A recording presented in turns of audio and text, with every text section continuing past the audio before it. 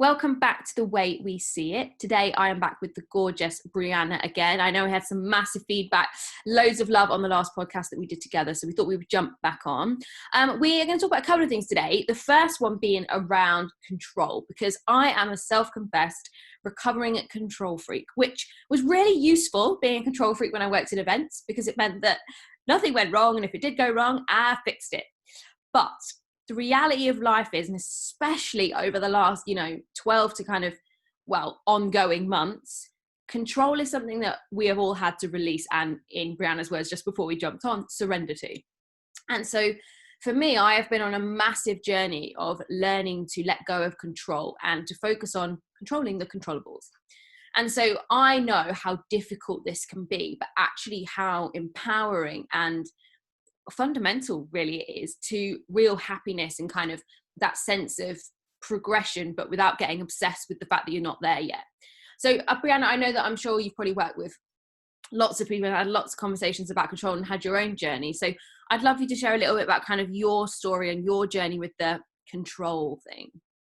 Yeah, it's so interesting even to be having this conversation, because I have never, until I guess the last couple years, I never registered or resonated with the term control freak, because I guess, I don't know if you've watched Friends, like I just think of Monica Geller on Friends, like over the top, overbearing, really bossy, has to have things done.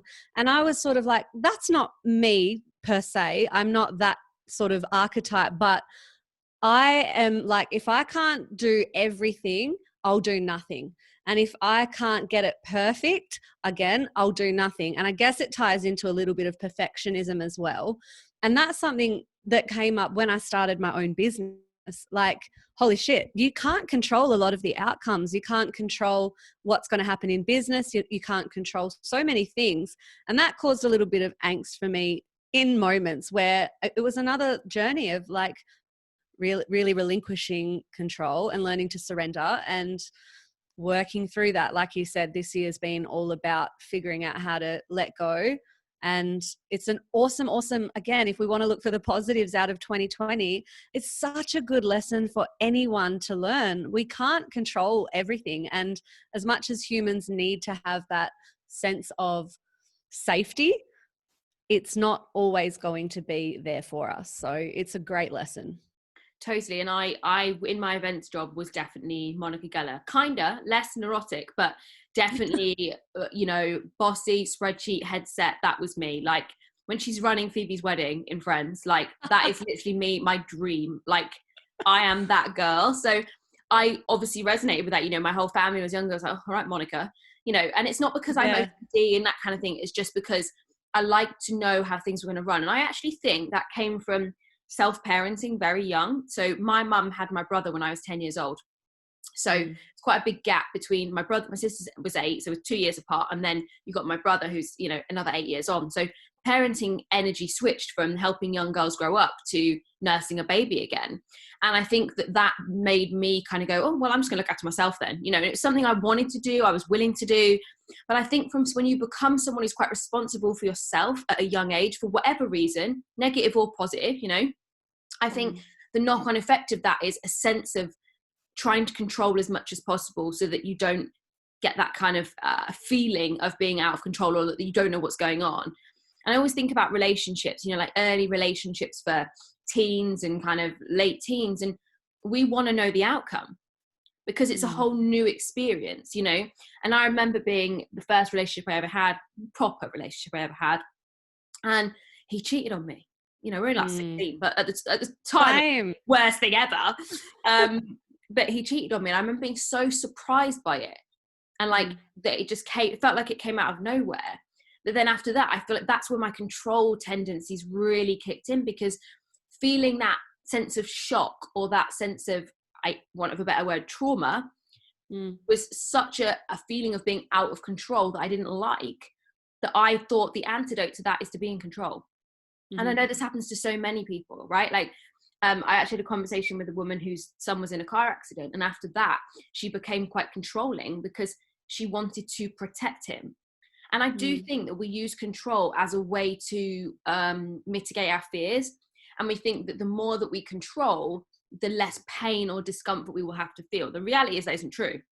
Mm-hmm. But it's a perception and a story. I have to keep talking about stories, but a story that we tell ourselves that helps us. So I don't want to say make a control out to be a completely negative thing, because I do think it makes highly functioning, highly productive people in the right roles, in the right jobs, very successful. However, I think that illusion that it brings a sense of happiness is actually flawed. Mm-hmm. So for me, from a control perspective, I think that my surrender came, my biggest lesson in surrender came when I was promoting to the top level in my network marketing business, right? So the going qualification felt smooth. I'm not gonna say easy, because it fucking wasn't, but easy. It felt kind of smooth. It felt kind of natural. It felt kind of organic, for want of a better word, because everybody was kind of in, we were in together. And completing, not so much. But I really believe that it didn't feel that way, because mid-month, I was obsessed with trying to control the outcome. And so when I switched into that sense of control, my energy changed. And I really believe that when you spiral into that kind of control energy, it is a low vibe energy. And I therefore blocked everything, all the solutions, all the other alternatives, all the answers, because I was so blindsided. And I love to do this. Like, to me, this is control. And this is surrender. I was blindsided by my own need to control. And I think that was the hardest lesson I ever had to learn. But again, I could only learn it looking back and see that that's what I'd done. So obviously for you talked about that yours tends to come out in more perfectionist type traits. So the procrastinating perfectionist or perfectionist procrastinator, right? So you don't do things as you can nail it. Where do you think that first showed up for you? Like, where did that behavior become really kind of obvious, and how have you learned to either overcome it or manage it? I think, and actually I did a little bit of research on this for myself and for my clients, and something that came up was, for a lot of people who are quite perfectionistic, they're usually, and often in school, they're quite high achievers, they're quite academic performers, and with that comes an expectation to always live up to that, that benchmark. And for me, I think that was definitely something I resonated with. I was an academic student, particularly in primary school and coming up into senior school. And I think because there was that expectation of like, oh, Breanna is going to be the first person in our whole family to go to university, and oh, Breanna is, getting academic awards and this and that, it gets like a little bit like a pressure cooker, because you think, holy fuck, well, now I've got to live up to that. And if I don't, it's embarrassing. So it actually, for me, got to a stage where in high school, I wasn't interested in academia. I wanted to have fun. I wanted to be doing all the wrong things and going to parties and experimenting with boys and all of this shit that, you do when you're young. And so rather than be not performing and that, living up to what I perceived as an expectation, I went into complete fuck it. I'm not going to do it, because that it was like, if I don't live up to it, it's embarrassing. And so if I can't be perfect, I won't do it at all. And then I save myself from the judgment, because I can say, but I didn't really try. Yeah, that's so interesting, isn't it? Because I was the same as you, and I actually had this conversation with my boyfriend the other night, and I was talking about primary school and how I know that, because when you're at primary school, especially at the age that I'm at now, education was different, where you were graded. Like, you knew who was the smartest kids in school because test results were obvious. Like, this person came first, this person came second, this person, I was the third smartest girl in my school at primary school, within my year group, obviously. And then I remember doing all the exams to get into the high schools, and I didn't get into the grammar school, but girls 1 and 2 got into the grammar school. And I didn't get into the grammar school by something ridiculous, like 2 marks. I didn't actually care, because I ended up going to a school with boys, which in my opinion was way more fun. But the point being, I always remembered that I was never quite as clever as Katie and Jenny. So therefore I would put in, and I knew they didn't work as hard as me. Yeah. So I was always that girl that had to work, like I was a natural level of intelligence, but I had to work hard. And so that kind of went through my education. Like, my parents never told me to revise for my exams, because they knew that I would do it. But that's because I had put equally almost the opposite of you. I had put such status on being a top performer that I put myself under so much pressure to be that high achiever. Now, I did get the results that I wanted, but like you, in kind of doing my A levels, I got a taste of what it was like to say fuck it. And I got 3 amazing A's at A level, and then flunked the 4th one because I just never went because I hated it. Yeah. And that, I could go on a real rant about that, but it's something that I am really upset about with, and I came from the education system. Like, I was a teacher for quite a while, and it's that pitting each other against each other, and even that rhetoric or that language of, we know who the smartest person is. It's like, according to who, and what is the definition of smart? Because I've seen hundreds of students who come through the education system and they are not, and I use air quotes, smart or performing academically, and they are so bright in ways that aren't tested, and they always thrive after school. But it's just really upsetting to me, and it impacts you throughout your life if you've got the identity of somebody who's not smart, or somebody who always has to work hard, or somebody who isn't good at this or isn't good at that. It lives with you unless you can remove that narrative from your head. And yeah, I just said I won't rant, and then I ranted. Rants are always good. I mean, I think I was really fortunate because although my mum was a teacher, she teacher for 25 years in kind of the performing arts kind of space.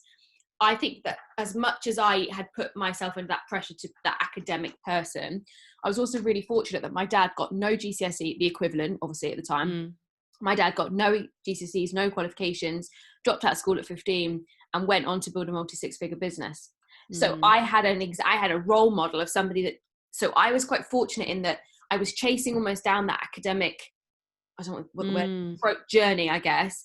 But then when I made my U-turn at 28, I didn't make it and go, oh, fuck. I was like, I actually can do this, because if I've done all that and I didn't really enjoy it and I still did it, then I can definitely do that.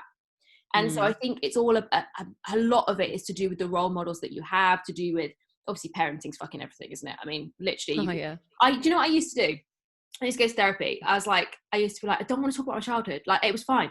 It's just like, why do we have to keep talking about fucking childhood? But actually, the more that I now have done my own personal growth, my own research, read a lot of more therapy-led type books, just out of, my own fascination with my own stories and narratives. Yeah. The more I understand that everything, literally everything, is in that kind of bridge between 5. I know they say 7, but I remember being 5. So between kind of 5 to kind of 11, pretty much everything was formed. And then in terms of your like relationship models, for me, that was in my late teens. Like, my first 2 romantic relationships impacted the next 12 years of my life in so many ways, that I am the person I am today, in all the good ways as well, because of the experiences of those 2 people. And I actually think back to before those relationships and think, Jesus, if I hadn't had that, I wouldn't have. I remember one of my ex-boyfriends saying to me, he was in the Marines for a while, and I remember him saying to me, I was moaning about my body or something, like, oh, I look fat, and I remember turning around and going, well, just fucking do something about it then. And my kind of attitude, that came from him, that very much like, just fucking do it then. That attitude, that day, I remember where I was, what I was wearing, where I stood, and those moments impact everything. So I think it's really fascinating kind of conditioning. I'm going to actually segue us slightly into a different topic, but it's something we've both been kind of exploring over the last couple of weeks, and I think the conditioning really feeds into it, is all around the upper limit concept. So that everybody in life has a certain set number of beliefs about different areas of life that form throughout childhood, early adulthood, and then our experiences. And obviously more so through more emotional led experiences, both positive and negative. So when it comes to kind of an upper limit, what I mean by that is that you always keep reaching the same point, whether it's the same amount of weight loss, the same amount of income, the same place in a relationship, and it all goes to shit. And I think a huge part of that is that we are afraid to move past the things that we are okay at or good at for bigger fears. And one of the things that I know Breanna and I have both been super kind of like exploring and looking into is this concept of a zone of genius. So Breanna, I would love for you, just because your post was so spot on, I would love for you to kind of share with people what to you a zone of genius is. Oh, I love this. And it's so fascinating. I think it's because I've watched so many high school kids, and I can see their zone of genius, but it's so interesting to me that a lot of people don't even know what theirs is yet. But to me, the zone of genius is sort of like it goes hand in hand with your flow state to me. Like, we've heard about flow state in performance, in sport, in creativity, in the arts. Flow state is when you lose track of time and you are doing something that you are so present in. And to you, it comes naturally and it comes quite easily. It's not something that you've ever had to really, like, it's a natural, innate quality and talent that you were given.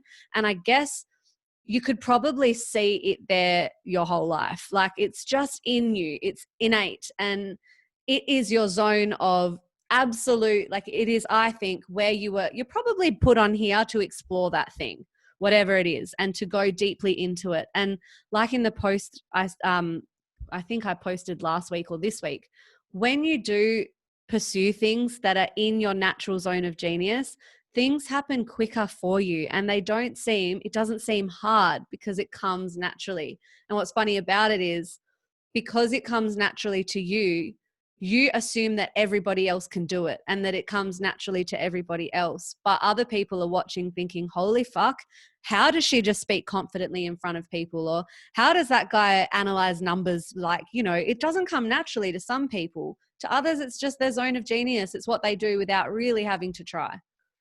Yeah, and it's so true. And there's a great book, if you haven't listened or read it, called The Big Leap by Gay Hendricks. And this book explores the concept of the upper limit and the kind of the zone of genius. And for me, I know what my zone of genius is. I'm not going to share it, but I know what mine is. And I think that I had perceptions around my zone of genius as just something idealistic that would be nice to do. And I associated having something in a zone of genius that was natural to me as not being as worthwhile if I haven't worked for it. Mm-hmm. So I had this association that it was kind of a pipe dream, right? So let's say someone's great at singing and they're so natural and they love it and it makes them, and they flow, and I'm thinking of my sister here right now, and they're incredibly talented at it, but they have this thing that's like, well, unless I'm on X Factor, or unless I'm a pop star, or unless I do this, it's not worth doing. So I'm just not going to do it. And I think, and it's a pipe dream, right? Because nobody ever achieves that. And I think it's that concept that even if you're really good at something, that's not what you should do. And again, it comes back to conditioning. Work hard, get good grades, go to uni, get a good job. System, like the system mentality. So the conflict we've got is that we grow up in a system mentality, but really what we're here to do is explore something that has nothing to do with the system. So I think the zone of genius is something that, for me, until you're in it, or even exploring it, even if it's in a non-financial, non-workload way, but you're able to express yourself in whatever that is, whether it's playing piano, art, and it usually is more creative. In my kind of understanding, it is a more creative endeavor. Unless you're doing that, there's the sense of fulfillment and purpose and drive. It's never going to be fully there. And that's why people reach their upper limit of getting almost to the zone of genius, and then something shit happens in their life. And that is actually, you're creating it.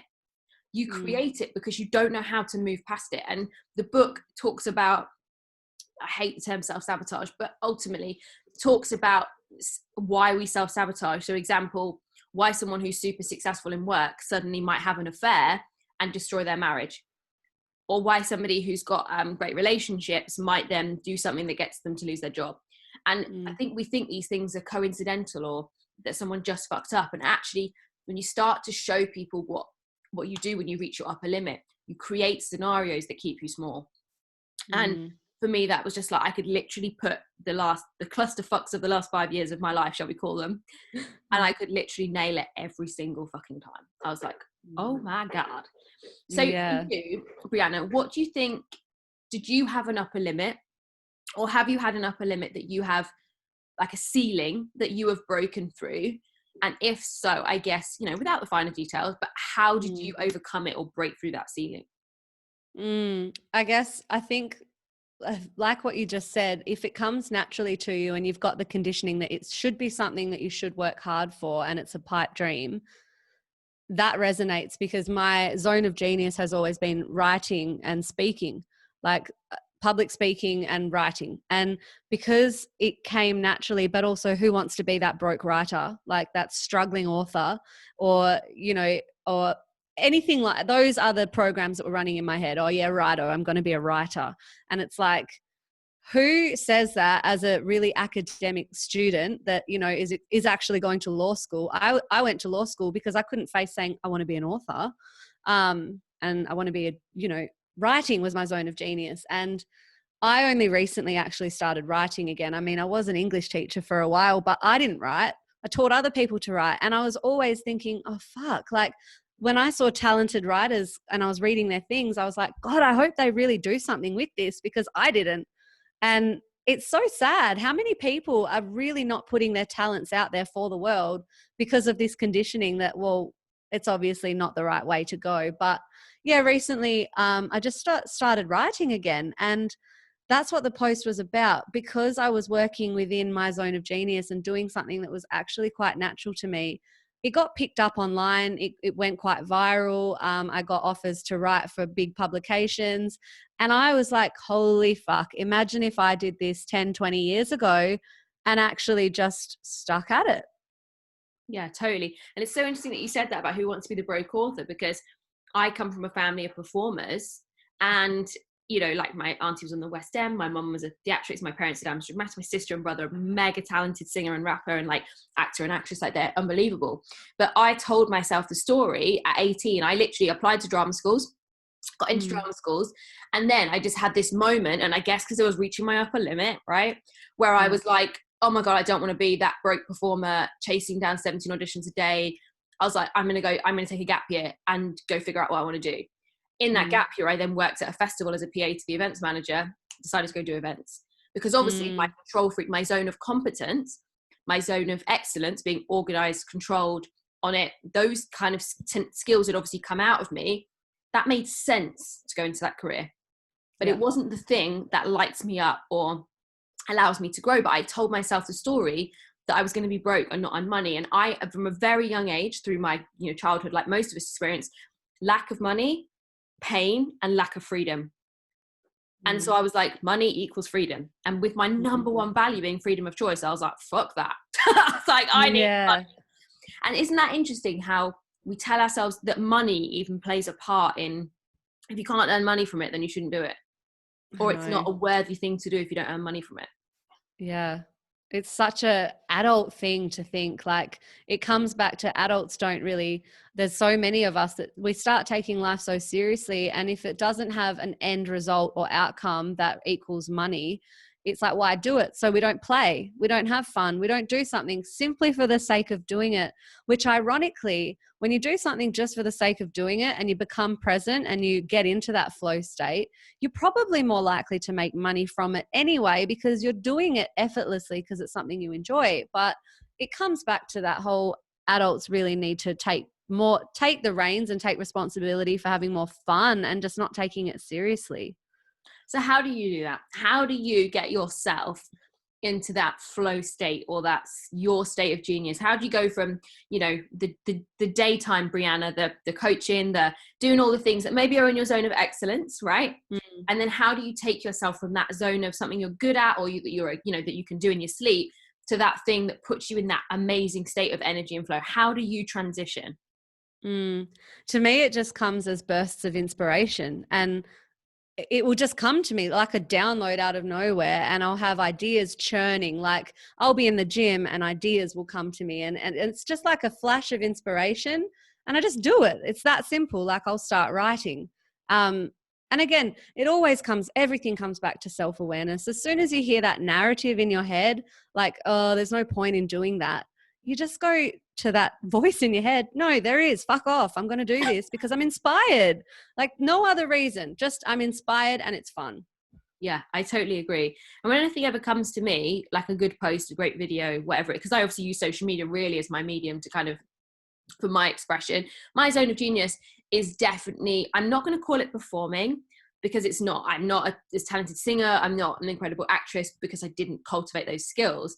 But when I say performing, it could be public speaking in a moderator point of view. I've done quite a lot of moderation stuff. I present fitness shows.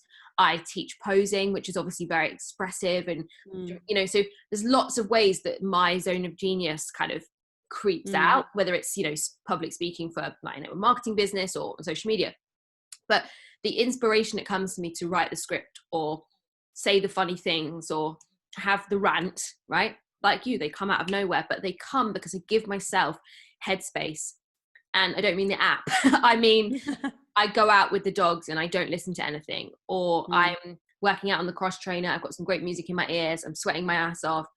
And when you get past those limits, and this is the thing about the limits, this is why it's so important to push yourselves in another area of life, because you start to understand that you're not your limitations.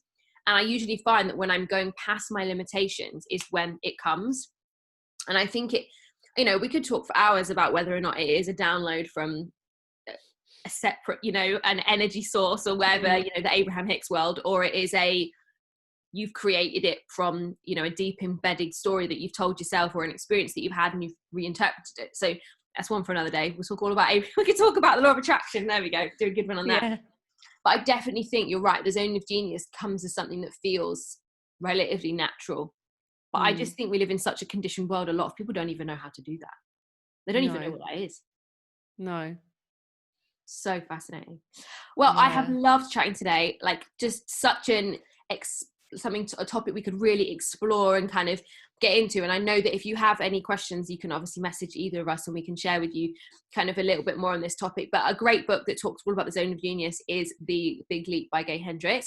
I'm sure we will see, Breanna, more in the future. We can have a chat about the law of attraction, energy, vibration, our own experiences of that. But that was The Way We See It. Thank you so much, Breanna, for joining us again, all the way over in Australia. Where they've got it nailed, by the way. Just in context, they seem to have this shit down. I don't know why we don't. But I know, I feel terrible actually. I haven't experienced much at all, but I'm really sending love and good vibes and positive energy to everyone who's feeling it. Yeah, we're all feeling it, for want of a better term. But thank you so much for joining us. This was The Way That We See It.